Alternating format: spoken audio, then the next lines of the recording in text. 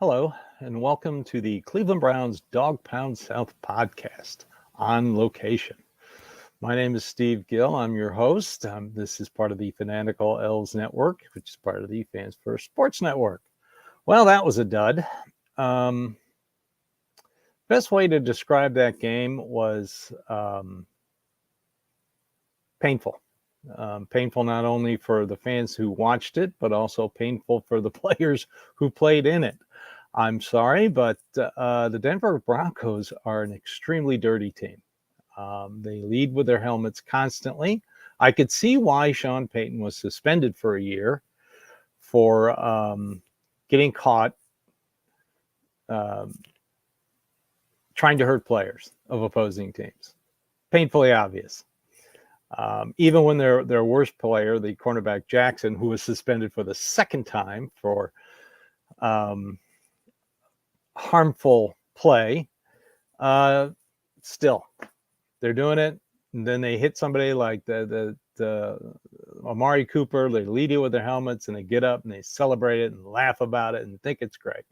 Oh well, but I knew it was going to be a tough place to play. Denver always is. For Cleveland, I think they're 2-8 lifetime as a team out in Denver.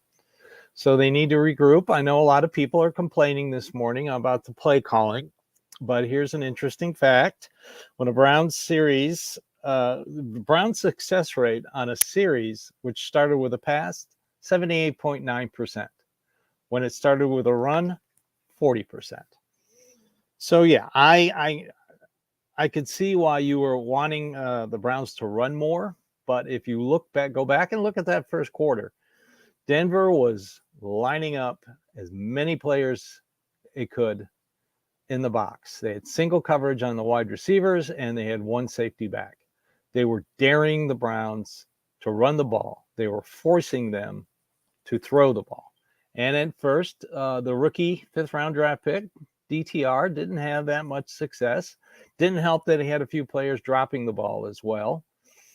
But once he started having success, which he did, second quarter, they started humming along. That forced Denver defense to kind of back off that stacked box, and then you started seeing the run work. So yes, Kevin Stefanski did call a good game, but I will criticize him for calling a double reverse at that moment in the game. You had all the momentum in the world. If you go back and look at it, it wasn't going to work. Even if Pierre Strong held onto the ball, he was going to get tackled right then and for a major loss. They were only down by 5. They had gotten momentum. I wish the 2-point conversion had worked. Amari Cooper's got to catch that. But I thought DTR played extremely well once he got rolling, once he got into rhythm. He even found his high school teammate, Cedric Tillman. Remember him? He had some great catches. He was running some good routes, except the one in the end zone where both he and Elijah Moore were in the same spot. And they were forced to kick a field goal. And Amari Cooper was open on the slot. In the slant. So DTR missed that one, but again, he's a rookie. So I'll give him I'll give him some slack on that. Kevin Stefanski immediately went over and showed him what he missed, and he knew it. So, but he played well, and going into the fourth quarter, the Browns were only down by 5, and they still had momentum. Defense was playing well. I don't know what it is about this defense on the road. First series right down their throat. Then Denver started running the ball extremely well using these kind of zone slant type offense. Then you saw Schwartz fix that by putting the defensive tackles a little bit more together so they clog up the lanes better and wouldn't leave it to the linebackers to stop the run. They should have won that game. It came down to one key play, and that was that attempted double reverse. I understand why he was doing it. If it was a big gainer, he's a genius.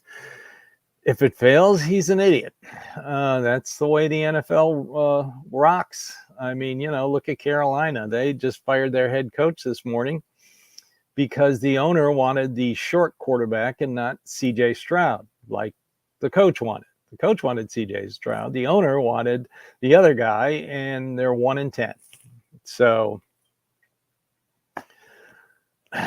coaches get all the credit and get all the blame. So again, winnable game. The Browns are still not out of the playoff race. They still kind of control their own destiny. They go, but what happens is it forces the next game at Los Angeles, the Rams, is a must win. So, but after that, their schedule gets fairly easy. Texans lost. Thank you, Jacksonville. So that kind of puts a tiebreaker over Houston. The Browns still have one more tough game, I think, and that's in Houston. I thought this game would be tough, and like I said last week, the Houston game would be tough, but they can win it. We got to wait for injuries. DTR, concussion, shoulder injury. Have heard nothing on Amari Cooper. And as for Myles Garrett, he left the stadium in a sling, waiting on an MRI that's going to happen today. He said he heard something pop. Going into that game, he had a hurt wrist. It's the first time hearing about that. So we got to hope that Denzel Ward comes back from his shoulder injury. He was sorely missed. I'm sorry. Greg Newsome is a great slot corner, but, man, he's given these guys way too much cushion.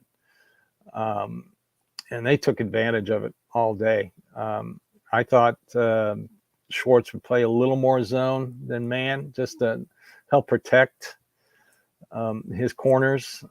But Russell Wilson is a extremely savvy veteran, and he took advantage of a bunch of key situations. So now we go into the portion of waiting to find out on injuries. Got to hope that Myles Garrett, I think they can get by without him in Los Angeles. If it's just a one-game rest, that would be fine. Kind of like what happened with Denzel Ward. I think they can work around it. But a month, no, not with this many games left. So cross your fingers. So anything else that I know a lot of fans are upset, but like I said, the stat, they did pass a little bit too much. Oh, the announcing. Mark Sanchez, shut up. You were a terrible quarterback, so shut up. I didn't need to hear. This is the second time that Fox has done a Cleveland game. I think the first one was San Francisco. And the announcers, I think they were wearing San Francisco jerseys. This time, they're wearing Denver jerseys. I mean, laughing about injuries. Oh, that's not that roughing the passer. I'm sorry, the guy launched with his head into DTR. That's classic roughing the passer. And these guys are laughing. Oh, I didn't think it was that bad. And they're laughing about it. Shut up. All right. So we get ready for LA. The Rams, not that very good, not a very good team. So the stadium will be probably 70% Browns fans because Rams fans don't go to games. So it'll feel like a home game. That's nice. Let's just keep our fingers crossed on injuries. I think they could get by without Myles Garrett, and they could get by without Amari Cooper for one game each.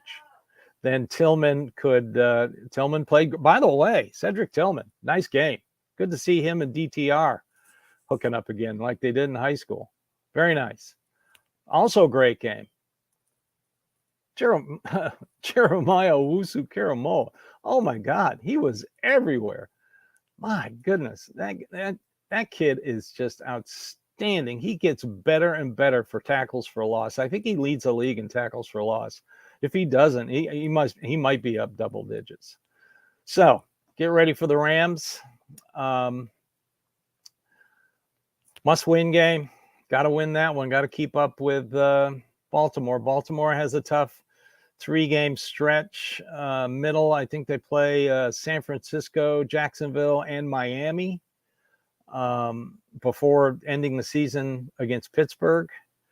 So they have a tough 3-game stretch. They got a bye this week, so this is a great opportunity to get that game back. So everybody enjoy your day. Keep your fingers crossed for Myles Garrett and Amari Cooper and DTR, because if DTR can't go, welcome to Joe Flacco. It might be possible that Joe Flacco might have to play in LA, and it would be historic for the Browns to win a game with 4 different quarterbacks.